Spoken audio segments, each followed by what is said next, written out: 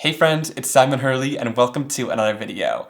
Now I'm so excited because my brand new spring collection with Spellbinders is out right now, and I'll leave links down below for you guys to check it out. And remember, using those links helps support me, so I really appreciate it. And in today's video, I'm going to walk you through the small but mighty collection and share a couple of fun and easy card making ideas using it.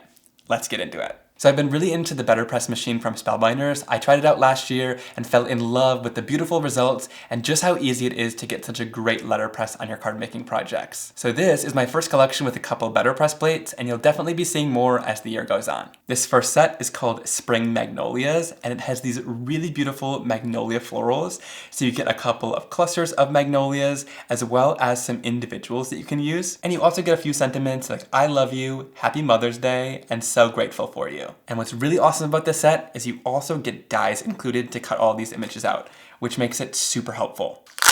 So let me open this up and show you guys how your set will come. So with these sets, it makes it really easy because they're not attached to the cardstock. So it makes it a lot easier to be able to pull off your dies and use them without struggling or ripping anything, which was really important to me when Spellbinders packaged these. And you'll also notice that all of the dies are clipped apart, there's no sharp edges, and it won't be difficult for you guys. I like that a lot because clipping the dies apart can be a little bit dangerous and also super time consuming. So having that done already for you is really great. And when it comes to the Betterpress, these grayish silver plates will indicate that it's the Betterpress stamping plate, so this is what you're creating your impressions with, and these bronze dies, like the normal Spellbinders die color, are going to be for die cutting the images out. There's lots of detail in these florals, so I'm glad there are dies, and there are also dies for all three of the sentiments, which makes it really easy to cut everything out. I absolutely love these images. Next we have this Betterpress set called Spring Bunnies, and how adorable are these little guys for Easter and spring. So you've got three different bunnies in all different poses. I like that they're facing different directions too, so you can sort of make them interact with each other. I also love all that fur detail on them. It really kind of adds natural shading to them, which is super nice. And then you have images to kind of build scenes and make it spring and Easter related.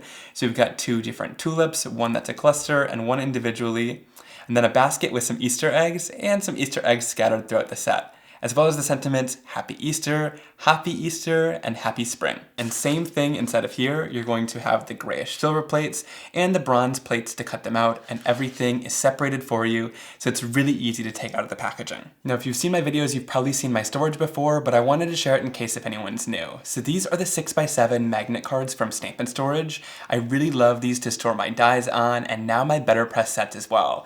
So I have the Betterpress plates up top, as well as the coordinating dies on one magnet card. What I love so much about these is that they're backed with a really nice thick chipboard, so they're not going to bend as you're moving them around, and nothing is going to fall off of these plates. So they're super sturdy. So I'm able to put all of my dies on here, and then I stand them upright in a bin like this, and I'm able to easily flip through my designs without being worried about any of the dies falling off of the sets. So if you've been looking for a die storage, definitely check this out. I highly recommend it because it's super sturdy, so it's been great for storing my dies. This is the 6x7 size, but they also have smaller and larger sheets as well, so I'll link to them down below in case you want to check it out. All right, now let's start doing some better pressing.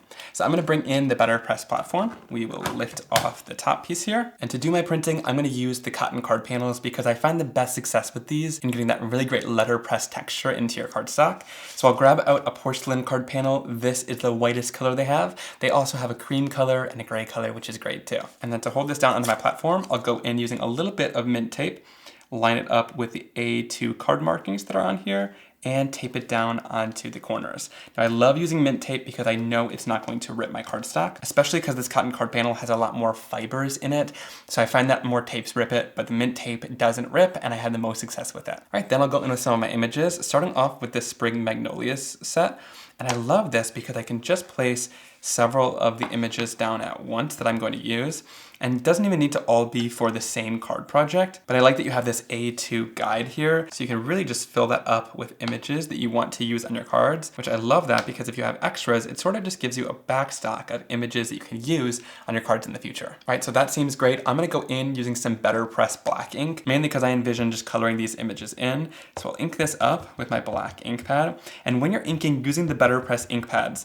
I like to take my ink pad and sort of tap down and then also give it a little bit of a shimmy on the surface there, and that's going to give you the best ink coverage and get you a really nice crisp image. These mini ink pads from Spellbinders were developed along with Ranger, and they're an oil-based ink, which makes it so that they sit on these really nicely and they're not going to bead up since that oil is a little bit thicker in the formula. But you can definitely try out inks that you have in your collection as well. If you have archival inks, those might be a great option as well. But if you're struggling with getting a great impression, definitely try these ink pads out because I've had great success with them, and I love that they're so small too.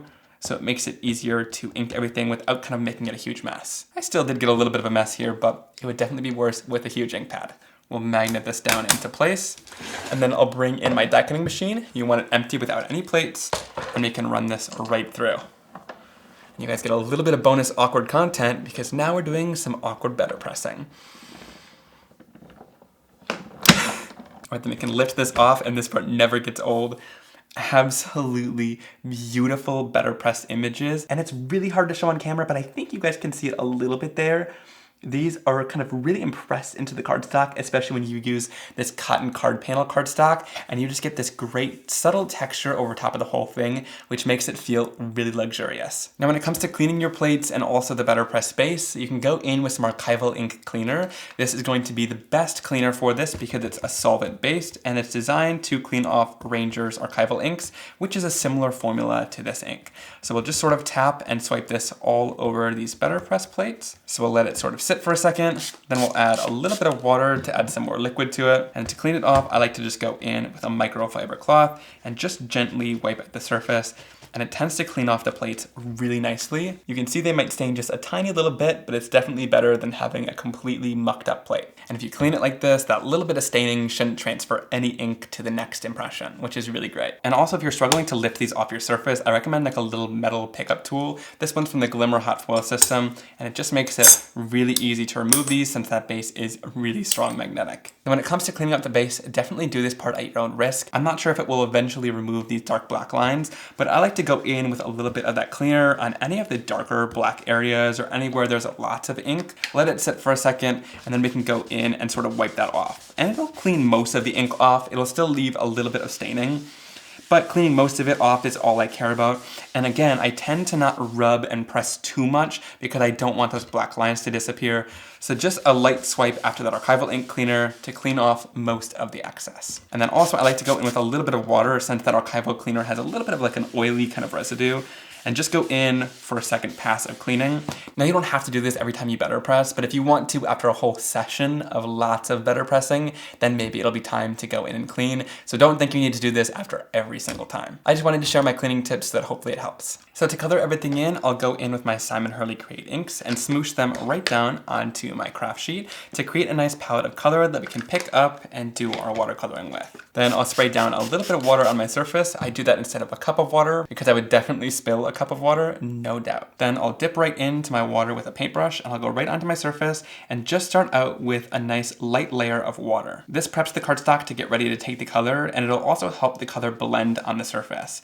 If we just go right in with the color, it'll sink directly into that dry cardstock and not blend at all. So this will help it blend a lot easier. I'm gonna start off with this yellow shooting star color. So we'll just go onto the surface and lightly do a wash of shooting star all over these florals. And again, you can see with that little bit of water at first, it blends super smoothly and doesn't give any harsh lines, which I really like. Then to blend a little bit more color in and add some shading and depth to the center, I'll go in with a little bit of Prom Queen ink. I love how these colors blend together to create a beautiful two-tone floral, so I'll just add that to the center of all of these florals. And then if you want even more shading and depth, we can go in with a little bit of Prom Queen and less water and just touch that directly into the center, and that's gonna give you a much more saturated and intense color. So if you want more shading and depth with the color, just use it with less water, and that will give you a much deeper color. Now I also want to add that this Betterproof ink is waterproof, which I really love. So you're able to go in and do all this watercoloring and still have super crisp and clean lines in the end. Watercoloring is my preferred method of adding color to my designs, so this is perfect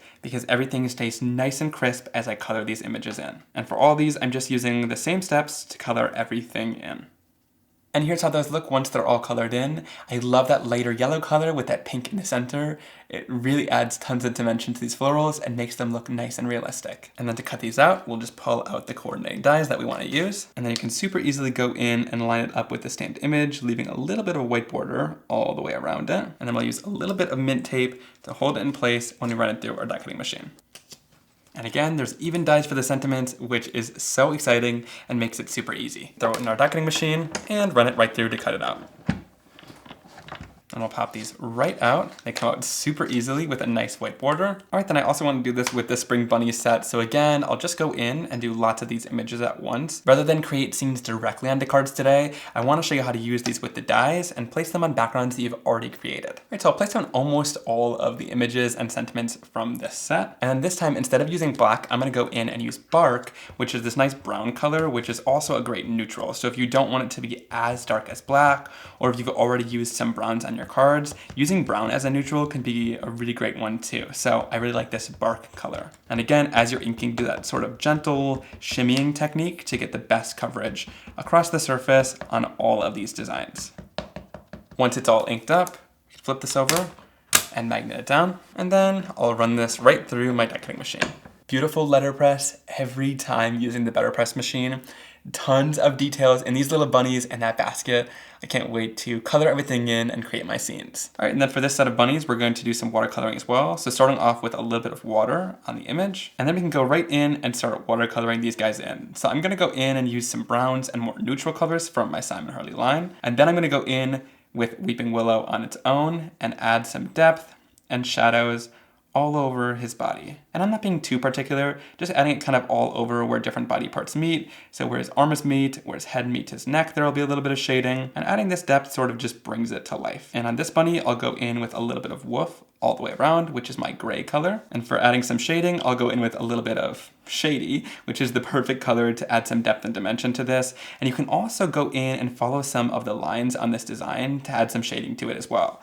So that can be really helpful to decide where to add a little bit of depth and dimension. And here's what that looks like once it's all colored in. I love the gorgeous colors of the eggs and the tulips, and then adding some great neutrals to these bunnies really brings them to life. All right, and then I'll go right into the die set and pull out all of the images that I want to use. And then we'll go in and line the dies up right around the images and use a little bit of mint tape to hold it in place for when we run it right through our die cutting machine. And once we've taped everything down, we can place it down and run it right through our die cutting machine. And it cuts them out really easily. I love that that basket cuts out the inside of the basket as well, because you totally couldn't do that by cutting it out by hand. These are absolutely adorable. And to round out the collection, I wanted to do an embossing folder. Like I said, it's a small but mighty collection. And this embossing folder is called Woven. I'm absolutely in love with it. So check out all of that amazing detail. Of course, we're going to emboss it in a little bit, but it's got this really cool kind of wood grain texture to it, as well as that basket weave. So there is tons of texture going on throughout this plate, and I can't wait to show you how it looks when it's embossed because it really comes to life. Now, I also wanted to point out that these Spellbinders folders are 5.5 inches by 8.5 inches, which makes it really great for 5x7 cards or slimline cards. So you really have a lot of options rather than it just fitting a 2-size cardstock in here. I love the size of the embossing folders so much. It really brings so much versatility to the project you can create. All right, so let's just start off super simply by doing some embossing with this folder so you can see that design come to life. When I'm doing my embossing, I like to use my Simon Hurley Stark White cardstock. So I've cut down a piece of 8.5 by 11 cardstock to A2 size. Now I was just at a trade show recently and a couple people came up to me and said that their cardstock cracks in their embossing folders and they want to know if there's any secret to help it not crack and help it smoothly emboss. Now I've got to say, one thing that I love about my cardstock is that it doesn't really crack without any help. So I'm going to quickly show you how the Stark White cardstock embosses because it does a really great job, and then I'll show some tips and tricks in case you're struggling. So when it comes to using a Spellbinders 3D embossing folder, you want to remove the 2 cutting plates and also remove the B platform top so that you're just left with the platform base. Then I'll place my cardstock and embossing folder right in here, and I'll use the D adapter plate, which is this hard gray plate, and I'll place this right on top. And that's all you're gonna need, and then you can run it right through your die cutting machine. And we'll do a little bit of awkward embossing while we stare at each other and run it through our die cutting machine. All right, and check out just how gorgeous that embossed. There is tons of texture in that woven embossing folder, and you can see there was no ripping or cracking happening with this dark white cardstock, which is something that I really love about it. It seems to hold up to embossing really well without having to do anything to the cardstock. So if your cardstock cracks a lot, maybe try switching cardstocks. This one's extremely heavyweight, so it really works well, but I'll also show you a couple tips to make it really easy with any kind of cardstock. Now next we'll put a piece of craft cardstock to the test, and this one's a little bit thinner, which means it might be more prone to ripping and kind of crinkling under the pressure of the embossing folder. So one thing that's super helpful is just going in with a spray bottle with some water inside of it. We can then take our cardstock and gently mist it down over top of the surface. You can spray about 3 to 4 times, and I recommend flipping your cardstock and spraying the back as well. You don't want globs of water, just a nice fine mist over top of the whole surface of the cardstock, and this is going to help soften the fibers in the cardstock so that it can form to the embossing folder design a little bit easier. So then we'll open back up this embossing folder, and you know what, this time I actually want it kind of on a diagonal. So the cool part about having so much flexibility with this large embossing folder is that I can angle it if I want to too.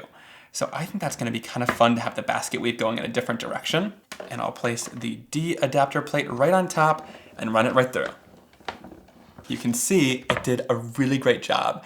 Got some really deep embossed lines there, but again, none of the cardstock is ripped or creased or anything like that. So spraying it can really be super helpful to get that nice deep embossing without any problems. So hopefully that water trick works for you, and if not, I would recommend trying out different cardstocks and seeing if anything else works. And also I've gotta say, I love that angled design there, so it gives a completely different look than that first one where it's straight up and down. And that's the benefit to having the folder super large like this, because I wouldn't be able to do that in any other embossing folder size, but since it's so big, you really have options when you're using a 2-size cardstock and where you want to position it in the folder. So next I want to play with using my Simon Hurley Create inks and adding it onto the embossing folder to create some texture and depth to the design. So I'm going to open the embossing folder up, and I'm going to apply ink starting out on the top side where our names are added onto here. I'll start off with a little bit of cookie dough ink, which is going to be the lightest color, and kind of smoosh it down into the surface there. I'm gonna press pretty hard because I want the ink to go down into some of that design area. But varying your pressure on how you're applying the ink can get you different looks and effects on your cardstock. Then I'll go in with a little bit of gur. I'm going to do this one just a little bit lighter on top. And then last but not least, we'll go in with some Weeping Willow, which is our darkest brown color. And I'm just going to kind of do here and there all over the design. And so you can see that ink just catches into those raised areas and is gonna give us a really fun design. Now I'm gonna go in and just lightly mist this down once or twice to get the water moving a tiny bit, but not to puddle up or kind of create a watercolor effect. Then I'll grab a piece of my stark white cardstock. We can kind of line it up with our design. I think that looks good. And then I'll place it down. And once you've held it down, you don't want to move it at all. So I'll continue holding it to make sure that it doesn't shift, and then run it right through with our adapter plate. And this is going to press that ink into the cardstock, and it'll give us a really cool result. Oh, I love that. So it just adds some texture into the areas and gives us kind of a wood grain effect. And we can even step this up a little bit more if we want to in just a second. And now what's super cool about embossing folders is that they have 2 sides to them. So we just inked this side, but now I want to show you this side inked so you can really see the versatility of this. And this side has a more raised design, so it'll catch the ink even more. So starting off, I'll go in with a little bit of cookie dough, kind of swipe it all over here to get a nice base layer of our color. And then I'll go in with gur, and again, do it a little bit lighter all across the surface. And then last but not least, to really emphasize those lines, I'll go in with some Weeping Willow and gently touch the raised areas of the design. Again, I'll gently mist it, just 1 or 2 sprays. And then I'll go in here with my cardstock, lay it down onto the opposite side. Then we can take our design, see if it lines up there. That lines up well. And then I'll place that right down, and again, hold it down until you get to your machine and run it right through, and I can't wait to see how this one turns out.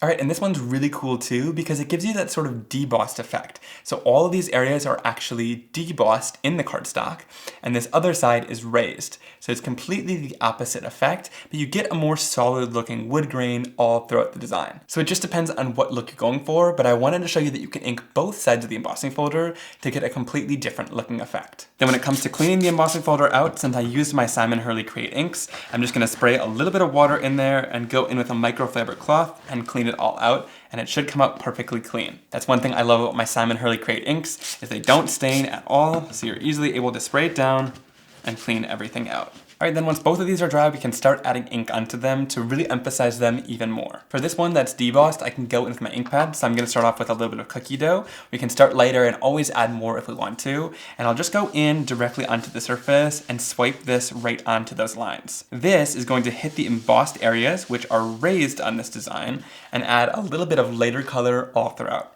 It'll just make it a little bit less stark white, which is definitely what we want for this basket weave design. I really love these great neutral tan colors for my line to warm things up and fill it all in. And then I think I want to go in with like a weeping willow, which is that darker color. And I'm just going to sort of hit the edges of this design, and maybe actually, I really like how that looks. It sort of darkens things up. I'll actually just run it over some of the areas using just the corner edge of my ink pad and do it really lightly to just hit some of those raised surfaces and give them a little more emphasis. All right, now that is super cool. So you can still see some of that light color peeking out all throughout, and then just hits of darker color here and there to really start bringing this design to life. All right, then I'm gonna go in with the mid-tone, which is that Gur color, and I'm just going to add a little bit of ink all around the edges. This is gonna add even more depth to the piece, but then also it's going to darken the edges, which makes that center naturally lighter, and it's going to draw your eye to the center. So if we put a focal point right here, it'll naturally bring your eyes in and draw it to where that focal point is on the card. Check that out. It just added lots of dimension just with a little bit of ink. So swiping the ink pads on after can give a really cool result to the raised edges, and then blending in with those foams gives a nice finished effect, but it'll kind of go more deeper into those grooves and sort of take away some of that texture, but it's great to add that depth to the edges. All right, now moving into this background, let's see what rubbing a little bit of ink on it will do. I just kind of want to test it out. So I'll go in here and start rubbing on a little bit of cookie dough, again starting with that lightest color first. Oh, and that is really cool. So it's the exact opposite effect. So on this one, when we rubbed the ink pad on, it grabbed onto kind of the grout lines here because that's where it was raised. But now here, it's raised on the actual weave. So it's going to sort of highlight that area with a little bit of ink and sort of bring out more of that wood grain dimension, which looks super cool. And again, it just kind of gets rid of some of that white color and makes it look more like an actual basket weave. I really love that. And as you keep layering that color up, it'll get a little bit darker every time. Since it's a translucent dye-based ink, the more you layer it, the darker that color will become. So it gives this really beautiful kind of caramelized color on the surface there. And now once we've laid down quite a bit of the color, again, I'll go in with a little bit of weeping willow, and let's sort of test this on one of the edges here. Oh yeah, I really like that. So again, just go in with a little bit of a lighter pressure, because we're just gonna try to hit the most raised surfaces, and it sort of adds even more depth and makes these look really beautiful and 3D. So check out the difference here. This side has that darkest color on top of it, which really starts to highlight the wood grain even more. And this side doesn't have that color yet. You can see it's a little bit flatter, and you can't see those wood grain details as much as you can over here. So just a little bit of ink really makes a lot of difference when it comes to a design like this. And I love how that looks once it's all inked. It's a completely different look because now we're working on the raised surface rather than it being debossed. But I just love how adding a little bit of ink all over the design really starts to highlight all of the amazing 3D details that were incorporated in this folder. Now I'm going to use one of the textured embossed backgrounds, and I'm going to go in and just simply chop this one right in half at a diagonal like this. Now that might seem kind of scary, but this is going to create for a really great card design. And it also gives you 2 cards out of 1 because you can use the other background on something else. I'll add a little bit of liquid glue down onto our embossed background. Liquid glue is great for embossed backgrounds because there's lots of debossed details that are hard to glue down otherwise, and the liquid glue gets all up into there, which is great. And we'll adhere this right down onto our card base. Now what I love so much about this design is the contrast that you get from having this dark panel down here and having it up against a piece of white cardstock. Then I'll use a little bit of foam tape and pop this right up, following that design line of the card. I love these magnolias that are kind of on a branch in a line like that because it's really great for adding it as a border on the card. You can even do several more of them if you want it to fill that whole border, but I'm fine with just having it right in the center like this. All right, and then I'll tuck in the happy spring sentiment. This one is from that Bunnies set, but it works really well with these florals too. And check out that gorgeous card design. When you use that embossing folder and you add ink onto it, you get this really great kind of distressed, realistic looking wood grain woven pattern, which I absolutely love. And then finishing it off with that Magnolia design front and center on the card really makes it stand out beautifully. And you know what? To finish this off even more, I'm gonna add a little bit of shine. So I'll go in with the Solar Paste in Golden Hour. Now what's really awesome about Solar Paste is it's a white base, but when you apply it thin enough, it's pretty much transparent. So I'll just take the tiniest little bit of this right on my finger, and I'm going to tap it onto the center of these Magnolias, and then I'll use a dry finger to just spread it around a little bit more evenly across that floral. So that sort of blends it right into the flower easily. And then once that's dry, it gives you an absolutely stunning golden shine that's pretty much invisible when you look at it straight on, but when you tilt it in the light, you get that really beautiful surprise shine to it. I love that it adds shine without taking away from the design at all. Alright, now let's get real, because I think you guys probably know, if you've seen my videos before, I'm not the grungiest person around, and I love to incorporate lots of bright and bold colors in my projects. So let me show you another way to use this embossing folder that's a little bit brighter and happier, in case that's your vibe as well. And of course you can do a similar technique to what we just did, but I want to show you another way to use the embossing folder too. And that is using the Simon Hurley Create stamping foam. Now this comes in a lot of different packages. There's this pack with the 4 different rectangles in it, which I'll show you today, which is this nice small rectangle. And I also want to show this great circle design. And what I love so much about this is you get this inner circle, which is quite large and can fit your design, but you also get this frame. So you can stamp the frame as well, leaving this circle white, and it makes a really great area to build a scene around, whether you're using the frame or the inside of the circle. All right, so let's start off by getting my texture ready. So I'm going to open my embossing folder, and again, you can use both sides to get different results. Now I'm going to start on this bottom side where the texture is raised out here, and this is what we're going to stamp our foam into. So I'm going to use my heat tool and heat up my smaller rectangle for about 10 to 15 seconds. Make sure to keep the heat tool moving all around the stamping foam so nothing gets burnt.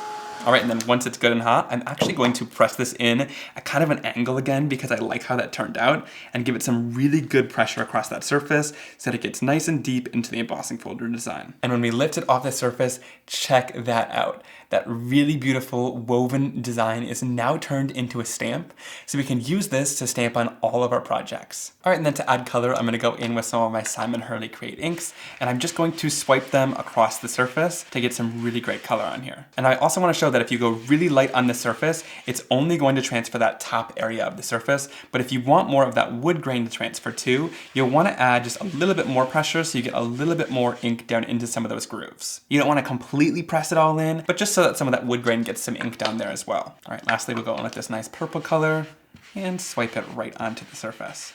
To help transfer this color, I'm gonna go in and mist it down with a little bit of water. You don't want any globs of water, just enough to make it glisten on the surface like this, and that's going to help blend and transfer the ink onto the surface. Then we'll take this and stamp it right down onto our Simon Hurley Stark White cardstock. And again, give enough pressure onto the surface so that wood grain stamps, because if you just give a little bit of pressure, none of that detail is going to stamp in it. And then once we're done, we'll lift it off the surface and check that out. A beautiful wood grain woven stamp, and I love that it still has like all of that depth and shading that it has in between those, so that it really looks like it's woven. The 3D embossing folders give so much detail into the stamping foam that you really get such a beautiful stamped impression. And like I said, I love me some bright colors, so this is right up my alley. Now also notice that it's stamped a little bit crooked. I'll show you how to fix that in a little bit. All right, then to clean this off, we just use Simon Hurley inks, so all we need to do is spray it down and wipe it off. Now, if you use something more permanent, it might stain a little bit. You can always try using stamp cleaner, but even if it's stained, it'll still work. This background's a little bit crooked that we stamped, but no worries, we can totally fix it. So to cut this out, I'm gonna go inside of a guillotine trimmer, and I'm not gonna line it up with this top edge since it's crooked. I'm gonna go right in here and line it up with this plastic guide. You can see the edge of that plastic guide stops right there. We'll line that up with the edge of the stamping, because that stamping is going to be a straight edge. Once that's lined up, we'll chop it down, and then we'll do that same thing on all 4 sides. So instead of lining it up with the edge of the guillotine, we'll line it up with the plastic and the edge of the stamping and trim it down. And this also gives a really great white border all the way around that design, which I really like. And we'll pop it right up onto the center of our card. And that gives it some great dimension. Then I'll add a little bit of foam tape to add this floral right down onto our background. And we'll also pop up The so grateful for you sentiment. And I love how this card turned out with that more colorful background to really brighten it up, still using that woven embossing folder with the stamping foam, and then finishing it off with those great spring magnolias. Those florals are going to be great all year round. They're such a beautiful basic floral, which I love. Alright, now I also want to show how you can get more of a two-toned effect going. So I'm going to use this lighter color called Breakup Blue, and this time, instead of just adding a little bit more pressure, I'm going to really add tons of pressure so that we fill in all of the area and all of the detail with that nice light ink. And we're really saturating it with lots of color down into those grooves. So when it comes to stamping foam, it's all about pressure, and different pressure is going to give you different results every time. Now, once you got all the color down into those grooves with the lighter color, you can then go in with a darker color. So here we're going to use No Diving, which is a really great mid-tone blue. And I'm just going to go in and swipe this on with a lot lighter of a pressure. This is just going to go onto the top raised surfaces then, and it'll leave all that lighter color down into the grooves. If you want even more shading, we can go in lastly with Midnight Snack and just touch the top of the surface even lighter than we did with the last blue to give even more depth. And you can go around the edges as well to create a nice border. Then again, to blend this, we'll spray it down with a little bit of water, and we'll go in and stamp this down. And now this time, you're really going to give lots of pressure to again make sure that all of that transfers. You don't want any white area this time. We want all that color that's in those grooves to transfer just as well. And then when we lift this off, check that out. It's just that nice light blue color, and then on the top of the surface, it really highlights all of the amazing details in the folder with that darker color. So it's really cool that you can get two completely different looks just by varying up the amount of pressure that you add onto your stamping foam. All right, now I want to show you the opposite side of the embossing folder. So this side we're going to use with the names on it. This is the more debossed side, which we can add our texture in to the stamping foam as well. This time I'm going to use the large circle stamping foam, and I'm going to use the frame so that we leave the center area of the circle white. This is a great area to build the scene in. Now when I'm doing something that's a little bit larger like this, I like to stand up on my surface so I can give a lot more pressure down onto the stamping foam. So again, I'll heat set it for about 10 to 15 seconds. Keep the heat tool moving as you heat it all around this circular foam. And then once it's all done, I'm going to press this down into the embossed design and give it some good pressure all over. And then when we lift this off, you can see that really great embossed texture all throughout the design. All right, and then for this one, we're gonna go back to some of those neutral colors to make it look more like that basket weave pattern. I'm gonna go in here and add my color all the way around, just by gently swiping that ink pad on the surface. Right, and this time I'll go even a little bit lighter and just kind of more around the edges and just hit some more of the raised surfaces with the mid-tone color. And I'll also go around the inside frame of that circle to darken that up and add some dimension there too. All right, then for even a little bit more dimension, we'll just go right around the embossed design and hit the raised areas with some Weeping Willow. And then we'll spray this down with a little bit of water, and then we'll stamp this right down onto our card base, giving it a little bit of pressure all the way around to make sure that everything transfers. And when we lift this off the surface, check that design out. It gives a really beautiful, detailed basket weave design, and I love that it leaves this center circle a lot lighter so that we can go in here and create a scene on the card. And also, I love that the top of the embossing folder gives a completely different look than the bottom of the embossing folder. Here, the border or sort of grout lines of that weave is a lot lighter, whereas here, those lines in between are a lot darker, and that wood grain basket weave design is actually the lighter part. So again, two completely different looks using both sides of the embossing folder. I'm loving the versatility of this design. And what's so cool and unique about the stamping foam is once you're done with any of these designs, you can keep them as long as you want to without heat setting it, and the design will stay. But once you decide to heat set it, the design will leave. So if we don't want these anymore, we'll go right back in with our heat tool and start to add a little bit of heat. And you can already see slowly that design starts to disappear and fade back into the flat surface of the stamping foam, which allows you to go back in, reheat this, and stamp it into whatever you want. So it's a really cost-effective way to create stamps out of anything in your craft room. All right, then I can take all of these little die cut pieces and plan out our little scene right in the center of our stamping foam background. And again, this white circle makes it perfect to build a scene inside. And for me, I want to add a little bit of color down to this to make it look like a sky in the background. So I'll go in using a little bit of clear skies ink on a blending tool. I'll tap a little bit off to the side and then start right in the center and do just a little bit of blending all the way around this circle, and we'll just blend it back out into the edge. That's gonna stay white. All right, so I'll start out by gluing the images that I want to be behind first. So I'll put the flowers behind the bunnies. I'm gonna be standing right about there, and I want these tulips to sort of follow that circular shape of the design. So we'll glue that right down. And to add glue down easily, I'm going in using the Misty glue press. It makes it super easy to adhere all this down because you don't need to put a cap on. It just sits down in the stand. And then I'll also glue right down the basket because that's going to be sort of in the background too. And that I'll glue down more right in the center down here.